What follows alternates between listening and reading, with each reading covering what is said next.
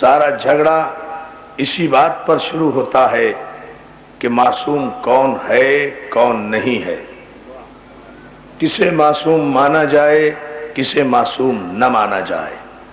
ہم نے کبھی یہ نہیں کہا کہ جنہیں ہم کہتے ہیں آپ انہیں معصوم مان لیں۔ ہم ان مجالس میں استدلال کر رہے ہیں جنہیں قرآن نے معصوم کہا۔ صلوات بھیجنا محمد و آل محمد۔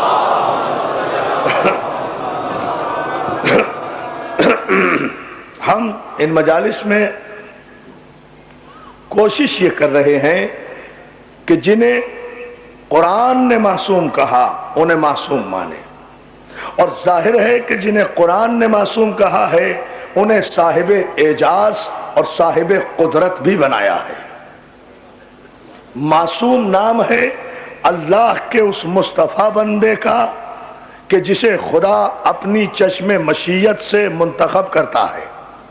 معصوم نام ہے اس گروہ اس کا جس گروہ کا تذکرہ قرآن نے سورہ مبارک آل عمران کے علاوہ 13 مقامات پر اور کیا۔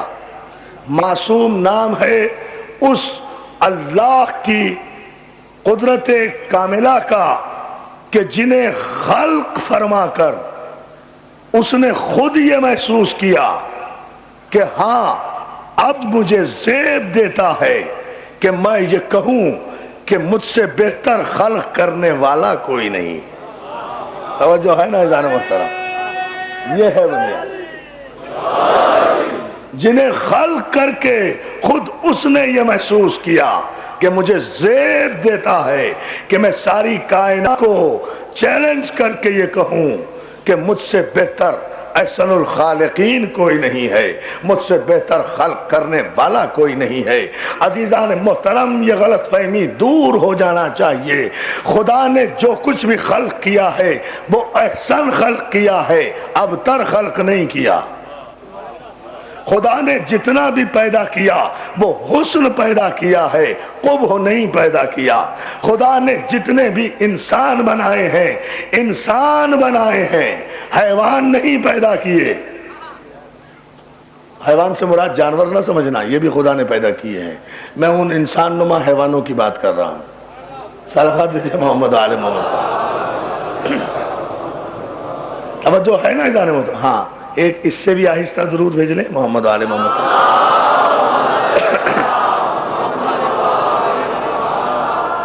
توجہ ہے نا عزیزان محترم؟ خدا نے جتنے بھی خلق فرمائے ہیں وہ احسن خلق فرمائے ہیں، احسن تقویم پر خلق فرمائے ہیں۔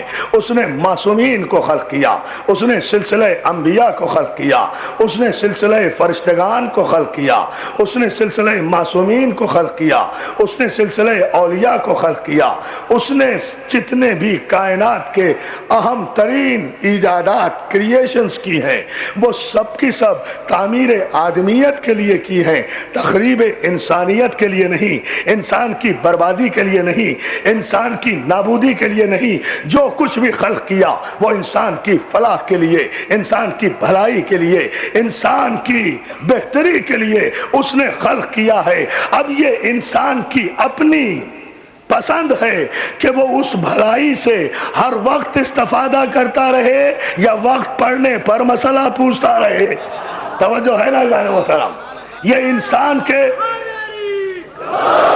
انسان کے اپنے ظرف کی بات ہے کہ وہ کب اس سے استفادہ کرتا ہے۔ ہم نے گزشتہ مجالس میں معصوم اور معجزے کے عنوان پر قبل تخلیق کائنات پر بھی گفتگو کی، بعد تخلیق کائنات بھی گفتگو کی، تخلیق آدم پر بھی گفتگو کی، نور اول پر بھی گفتگو کی، انبیاء ما سبق کی عصمت و طہارت اور ان کے اعجازات پر بھی گفتگو کی۔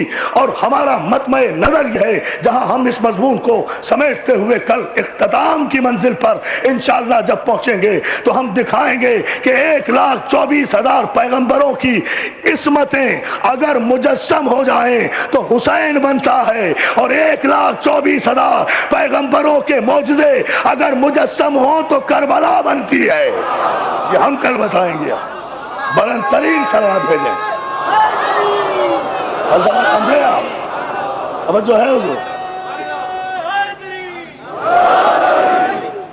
یہ خلاصہ ہے، اس لیے ہم اس 8ویں مرحلے میں اس کی سمری آپ کی خدمت میں پیش کر رہے ہیں، جو 7 دن آپ کو مسلسل زحمتیں دیں، ہر رخ سے ہم گزرے، بہت مشکل رخ بھی آئے، بڑی اہم گفتگو بھی ہوئی، جہاں آپ نے پذیرائی بھی کی، جہاں آپ نے سمجھنے کی کوشش بھی کی، اور ہم نے بھرپور بھر کوشش یہ کی ہے کہ ہماری گفتگو مسلمانوں کے مسلمہ عقائد سے باہر بھی نہ جائے، قرآن کی آیتوں کی خلاف ورزی بھی نہ رہے، احادیث صحیحہ بھی اپنے مقام پر رہے، استدلال منطقی بھی اپنے موقع پر رہے۔ آدم سے لے کر جناب عیسیٰ تک آپ دیکھیں گے معصومین کا سلسلہ بھی ہے، اور ان معصومین کے ساتھ معجزات کا سلسلہ بھی ہے۔ عزیزان محترم، معصوم کو خدا جو معجزہ عطا کرتا ہے، اس معجزے کو حقیقتاً قرآن اور شریعت کی زبان میں تکوین کہتے ہیں۔ اب یہ ہے ذرا سا مسئلہ 2-4 منٹ میں سمجھنے کا۔ یہ جتنے معجزے قرآن مجید میں بیان کیے گئے، اور 26 مقامات پر جیسا کہ میں نے عرض کیا، یہ جتنے معجزے خدا نے اپنے معصوم بندوں کو دیے، یہ اقتدار ہے، اور اس اقتدار کو تکوین کہتے ہیں۔ یہ اسی تکوین سے کن فیکون نکلا ہے۔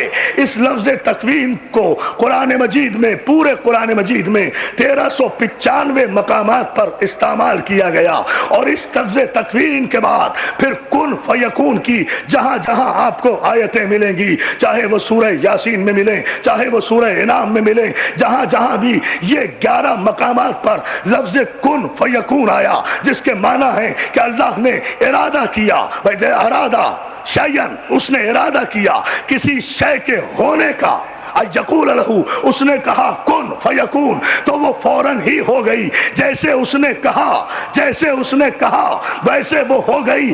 11 مقامات پر کن فیکون کی طاقت اور اتھارٹی کو بیان کیا گیا ہے۔ اب میں کیا کروں اس ترتیب قرآن کا کہ خدا اگر معصوم کا تذکرہ کرے تو 14 مقامات پر کن فیکون یعنی اپنے اقتدار کا تذکرہ کرے تو 11 مقامات پر، تاکہ دنیا کو بتا دے کہ محمد مصطفیٰ کے بعد 11 ہے کہ جن کے ہاتھ میں وہ ساری کن فیکون کی طاقت ہے، اور بار بار وہ ہے کہ جس کے ہاتھ میں ان 11 کی طاقتیں سمٹ کر اپنے نقطۂ عروج پر جب آ جائیں گی تو اسے حق ہے کہ وہ کائنات کے زیر کو زبر کر دے، زبر کو زیر کر دے۔ یا علی یا علی۔ تکوین نام ہے کریشن کا، قوت خلق، زندہ کو مردہ کرنا، مردے کو زندہ کرنا، زیر کو زبر کرنا، زبر کو زیر کرنا، نظام شمسی کو روک دینا، ستارے کو اتار لینا، سورج کو پلٹا دینا، چاند کو شک کر دینا، تصویر کو شیر بنا۔ یا علی یا علی، کمال ہے۔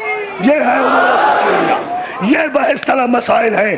لوگ کہتے ہیں صاحب یہ خلق کرنا، یہ پیدا کرنا، یہ سب اللہ کا کام ہے۔ بھئی آپ اللہ کے ٹھیکیدار کہاں سے ہو گئے؟ کون کہتا ہے کہ یہ اللہ کا کام نہیں ہے؟ وہ تو علی کل شیء قدیر ہے، لیکن آپ نے اللہ کو ایسا کیوں سمجھ لیا کہ اس نے جسے معصوم بنایا وہ اسے اپنی قدرت نہیں دے گا؟ یا علی یا علی، وہ اسے اپنی قدرت نہیں دے گا، اور قدرت دے گا تو اس کی قدرت میں کمی کیا آ جائے گی؟ اس کے خزانے میں کمی کیا آ جائے گی؟ جناب عیسیٰ کا واقعہ کیا قرآن مجید میں موجود نہیں ہے؟ نبی بھی ہیں، معصوم بھی ہیں، صاحب کتاب بھی ہیں، نبی بھی ہیں، معصوم بھی ہیں، صاحب کتاب بھی ہیں۔ یا علی یا علی، نبی بھی ہیں، معصوم بھی ہیں، صاحب کتاب بھی ہیں، مبروس پہ ہاتھ پھیرتے ہیں، اچھا ہو جاتا ہے، نابینا پہ ہاتھ پھیرتے ہیں، بینا ہو جاتا ہے۔ اس کے بعد بھی منکرین موجودہ جب معصوم پر مانتے بڑی بڑی مسیحائی کرتے ہیں، تو جناب عیسیٰ نے قرآن میں لفظ استعمال ہے، انی اخلقکم، میں تمہارے لیے پیدا کرتا ہوں مٹی سے ایک پرندہ، مٹی اکٹھی کی، اسے گوندا، اس میں پھونک ماری، قم باذن اللہ کہا، اللہ کی مرضی سے اسے اڑا بھی دیا، مردوں کو زندہ بھی کر دیا، اللہ کے اذن سے، اللہ کے اذن سے، اللہ کے اذن سے۔ یا علی یا علی یا علی، نہیں ابھی بھی نہیں، پھر سمجھیں اسے۔ اللہ کے اذن سے جناب عیسیٰ نے مردے زندہ کیے یا نہیں کیے؟ قرآن کا حکم۔ پرندہ بنا کر اڑا دیا یا نہیں؟ خود بنایا؟ کیا اللہ گوند رہا تھا مٹی؟ کیا وہ طیر کی شکل اللہ نے بنائی تھی؟ کیا اللہ آیا تھا اس میں روح ڈالنے کے لیے؟ روح اللہ تو خود بنا رہا تھا، روح اللہ تو خود بنا رہا تھا، روح اللہ نے خود بنایا، پوری توجہ، خود بنایا، مٹی اکٹھی کی، اڑا بھی دیا، مردے کو زندہ بھی کر دیا۔ لیکن یہ سب نے لکھا کہ مردے کو جب زندہ کرتے تھے جناب عیسیٰ اس کے قریب جاتے تھے، اسے پاؤں کی ٹھوکر لگاتے تھے، پھر کہتے تھے قم باذن اللہ، اللہ کے اذن سے کھڑا ہو جا۔ یعنی عیسیٰ کو یہ طاقت و معجزہ تھا کہ وہ مردے کو زندہ کر سکیں، لیکن اللہ کے اذن کے سہارے کا اعلان کرتے تھے۔ جبھی تو میں کہتا ہوں میرے معصومین کا دنیا کے انبیاء ما سبق سے مقابلہ نہ کرنا۔ امیر شام نے سازش تیار کی، ایک بڑھیا کو خریدا زر و جواہر دے کر، اس کے ایک بیٹا تھا، اس سے کہا کہ جا کر کوفے میں آباد ہو جا، کچھ دن تعلقات اچھے کر لے، جب تیرے تعلقات محلے میں بہت زیادہ ہو جائیں، محلے میں بہت زیادہ ہو جائیں، ایک دن اچانک شور مچا دینا، اپنے بچے پر چادر ڈال کر اسے لٹا دینا، محلے میں پیٹنا شروع کر دینا، میرا مر گیا، میرا مر گیا، میرا مر گیا، حالانکہ وہ مرا ہوا نہیں ہوگا، شور مچا دینا، سارے کوفے میں شور مچا دینا، میرا مر گیا، جھوٹ موٹ شور مچا دینا کہ میرا مر گیا۔ اور اس کے بعد جب محلے والے اکٹھے ہو جائیں، سمجھتے جائیں سمجھتے جائیں سمجھتے جائیں، جب محلے والے اکٹھے ہو جائیں، پوچھیں کیا ہوا، کہہ دینا ایک ہی بیٹا تھا وہ مر گیا، اور تو اس کے بعد وہ پوچھیں گے اب کیا کریں، تو فوراً کہنا میں تو اس کی نماز جنازہ علی ابن ابی طالب سے پڑھاؤں گی، وہی میرے امام ہیں، جنازہ اٹھا کر وہاں لے جانا۔ جب وہ پڑھانے لگے اشارہ کر دینا، یہ اٹھ کھڑا ہوگا، علی کی توہین ہو جائے گی، علی کی توہین ہو جائے گی۔ توجہ توجہ توجہ، ابھی نہیں ابھی نہیں، ابھی کوئی نعرہ نہیں، نتیجہ دیکھیں۔ ایک منٹ بیٹا، کوئی نعرہ ابھی نہیں، نتیجہ آئے گا تو انشاءاللہ 8 محرم کا تاریخی نعرہ پھر ہم سنیں گے۔ کہہ دینا یہی منصوبہ طے پایا، امیر شام نے خریدا، بڑھیا کوفے میں آ گئی، محلے میں ایک مکان لیا، محلے میں ایک مکان لیا۔ یہ علی کے دشمن، یہ علی کے دشمن جب لوگوں کو خریدتے ہیں علی دشمنی میں تو انہیں مومنین کی آبادی میں بھیج دیتے ہیں۔